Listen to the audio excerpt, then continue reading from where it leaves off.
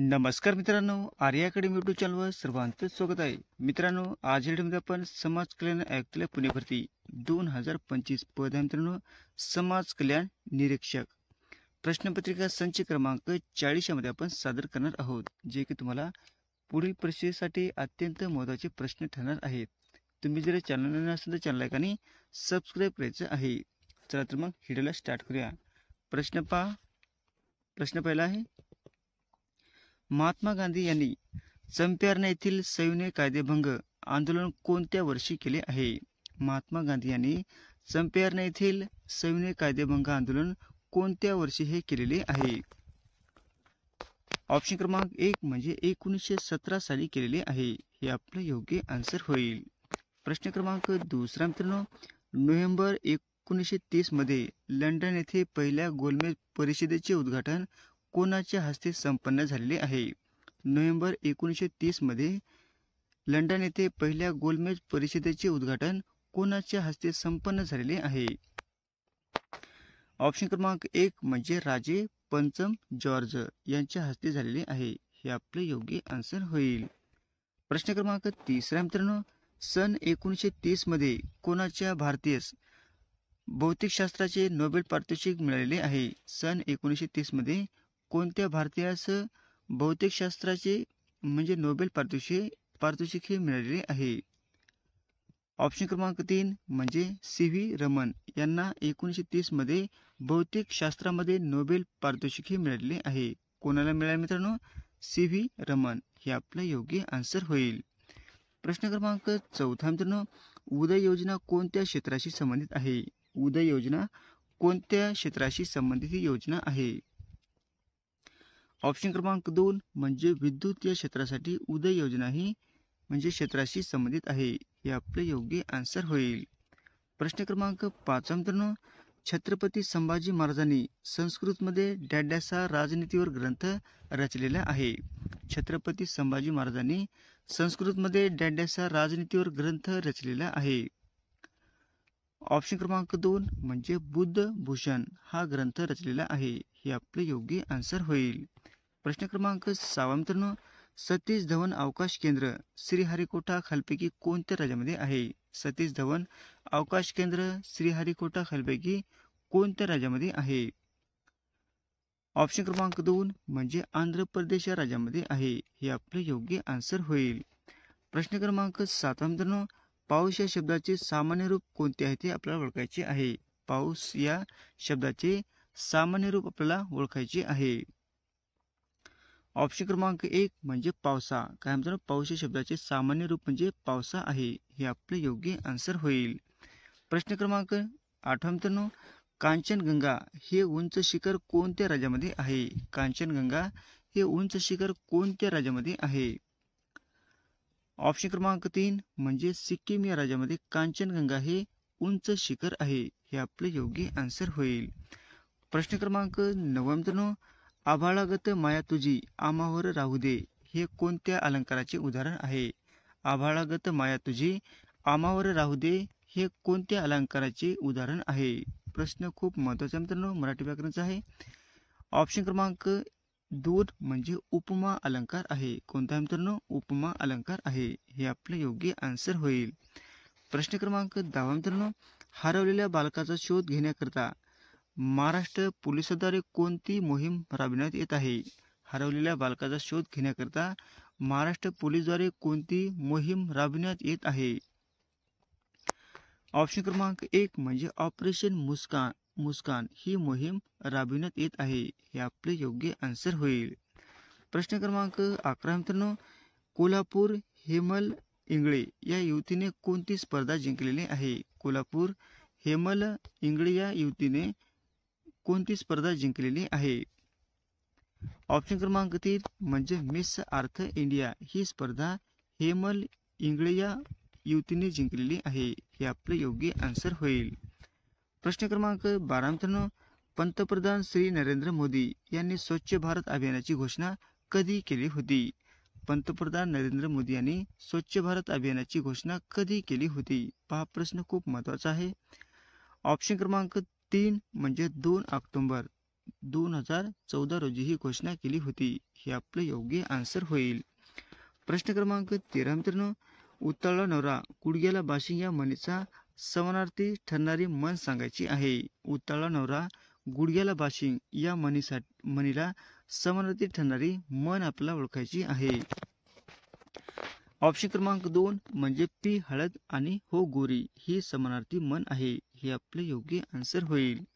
प्रश्न क्रमांक 14 मित्रांनो, माझे सत्याचे प्रयोग या पुस्तकाचे लेखक कोण? माझे सत्याचे प्रयोग या पुस्तकाचे लेखक कोण आहेत? ऑप्शन क्रमांक 2 ऑप्शन क्रमांक 3 म्हणजे महात्मा गांधी हे आहेत. हे आपले योग्य आन्सर होईल. प्रश्न क्रमांक 15 मित्रांनो, इस्रायलच्या गुप्तहेर संस्थेचे नाव काय आहे? इस्रायलच्या गुप्तहेर संस्थेचे नाव काय आहे? ऑप्शन क्रमांक 3 म्हणजे मोसाद आहे. काय मित्रांनो? मोसाद. हे आपले योग्य आन्सर होईल. प्रश्न क्रमांक 16 मित्रांनो, भारत सरकारने कोणाच्या जागी नीती आयोगाची स्थापना केलेली आहे? भारत सरकारने कोणाच्या जागी नीती आयोगाची स्थापना केलेली आहे? ऑप्शन क्रमांक 4 म्हणजे नियोजन आयोग या जागी नीती आयोगाची स्थापना केलेली आहे. हे आपले योग्य आन्सर होईल. प्रश्न क्रमांक 17 मित्रांनो, 2016च्या रिओ ऑलिम्पिकमध्ये भारताला पहिले पदक कोणी मिळवून दिलेले आहे? 2016च्या रिओ ऑलिम्पिकमध्ये भारताला पहिले पदक कोणी मिळवून दिलेले आहे? प्रश्न खूप महत्त्वाचा मित्रांनो. ऑप्शन क्रमांक 4 म्हणजे साक्षी मलिक हिने 2016च्या रिओ ऑलिम्पिकमध्ये पहिले पदक मिळवून देणारी महिला ठरलेली आहे. हे आपले योग्य आन्सर होईल. प्रश्न क्रमांक 18 मित्रांनो, तीस्ता नदीचा उगम कोणत्या राज्यातून होतो? तीस्ता नदीचा उगम कोणत्या राज्यातून होतो? ऑप्शन क्रमांक 1 म्हणजे पश्चिम बंगाल या राज्यातून तीस्ता नदीचा उगम होतो. हे आपले योग्य आन्सर होईल. प्रश्न क्रमांक 19 मित्रांनो, लांबीनुसार जगातील सर्वात मोठे नदीचे नाव काय आहे? लांबीनुसार जगातील सर्वात मोठ्या नदीचे नाव आपल्याला सांगायचे आहे. ऑप्शन क्रमांक 1 म्हणजे नाईल. नाईल काय मित्रांनो? जगातील सर्वात लांब नदी असणारी आहे. हे आपले योग्य आन्सर होईल. प्रश्न क्रमांक 20 मित्रांनो, कल्याण सोना ही कोणत्या धान्याची जात आहे? कल्याण सोना ही कोणत्या धान्याची जात आहे? ऑप्शन क्रमांक 1 म्हणजे गव्हाची ही जात आहे. हे आपले योग्य आन्सर होईल. प्रश्न क्रमांक 21 मित्रांनो, केसाने गळा कापणे या वाक्यप्रचाराचा अर्थ ओळखायचा आहे. केसाने गळा कापणे या वाक्यप्रचाराचा आपला अर्थ सांगायचा आहे. ऑप्शन क्रमांक 2 म्हणजे विश्वासघात करणे. हे आपले योग्य आन्सर होईल. प्रश्न क्रमांक 22 मित्रांनो, वासुदेव गायतोंडे हे व्यक्तिमत्व खालीलपैकी कोणत्या क्षेत्राशी संबंधित आहे? वासुदेव गायतोंडे हे व्यक्तिमत्व खालीलपैकी कोणत्या क्षेत्राशी संबंधित आहे? ऑप्शन क्रमांक 3 म्हणजे चित्रकलाशी संबंधित आहे. कोण मित्रांनो? वासुदेव गायतोंडे. हे आपले योग्य आन्सर होईल. प्रश्न क्रमांक 23 मित्रांनो, स्वातंत्र्य मजूर पक्षाची स्थापना खालीलपैकी कोणी केलेली आहे? स्वातंत्र्य मजूर पक्षाची स्थापना खालीलपैकी कोणी केलेली आहे? ऑप्शन क्रमांक 2 म्हणजे डॉक्टर बाबासाहेब आंबेडकर यांनी स्वातंत्र्य मजूर पक्षाची स्थापना केलेली आहे. हे आपले योग्य आन्सर होईल. प्रश्न क्रमांक 24 मित्रांनो, हे मेघा तू सर्वांना जीवन देतोस या वाक्यातील अलंकार आपल्याला ओळखायचा आहे. हे मेघा तू सर्वांना जीवन देतोस या वाक्यातील आपला अलंकार ओळखायचा आहे. ऑप्शन क्रमांक 1 म्हणजे श्लेष अलंकार आहे. हे आपले योग्य आन्सर होईल. प्रश्न क्रमांक 25 मित्रांनो, भारत स्वतंत्र झाला तेव्हा राष्ट्रीय काँग्रेसचे अध्यक्ष कोण होते? भारत स्वतंत्र झाला तेव्हा राष्ट्रीय काँग्रेसचे अध्यक्ष कोण होते? ऑप्शन क्रमांक 1 म्हणजे आचार्य कृपलानी. हे काय मित्रांनो? भारत स्वतंत्र झाला तेव्हा त्यावेळेस राष्ट्रीय काँग्रेसचे ते अध्यक्ष होत्या. हे आपले योग्य आन्सर होईल. प्रश्न क्रमांक 26 मित्रांनो, डॉक्टर बाबासाहेब आंबेडकर आंतरराष्ट्रीय विमानतळ कुठे आहे? डॉक्टर बाबासाहेब आंबेडकर आंतरराष्ट्रीय विमानतळ कोणत्या ठिकाणी आहे? ऑप्शन क्रमांक 1 म्हणजे नागपूर या ठिकाणी आहे. हे आपले योग्य आन्सर होईल. प्रश्न क्रमांक 27 मित्रांनो, पुण्याहून या शब्दातील विभक्ती कोणती आहे ती आपल्याला ओळखायची आहे. पुण्याहून या शब्दातील आपल्याला विभक्ती ओळखायची आहे. ऑप्शन क्रमांक 1 म्हणजे पंचमी आहे. हे आपले योग्य आन्सर होईल. प्रश्न क्रमांक 28 मित्रांनो, नाट्यशास्त्र हा ग्रंथ खालीलपैकी कोणी लिहिलेला आहे? नाट्यशास्त्र हा ग्रंथ खालपैकी कोणी लिहिलेला आहे? ऑप्शन क्रमांक 3 म्हणजे भरत मुनी यांनी नाट्यशास्त्र हा ग्रंथ लिहिलेला आहे. हे आपले योग्य आन्सर होईल. प्रश्न क्रमांक 29 मित्रांनो, कैलास सत्यार्थी यांना शांततेचा नोबेल पुरस्कार कोणत्या वर्षी मिळालेला आहे? कैलास सत्यार्थी यांना शांततेचा नोबेल पुरस्कार हा कोणत्या वर्षी मिळालेला आहे?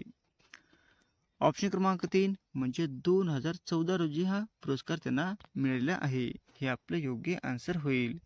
प्रश्न क्रमांक 30 मित्रांनो, कक्ष तापमानाला द्रव स्थितीत असणारा एकमेव धातू कोणता आहे?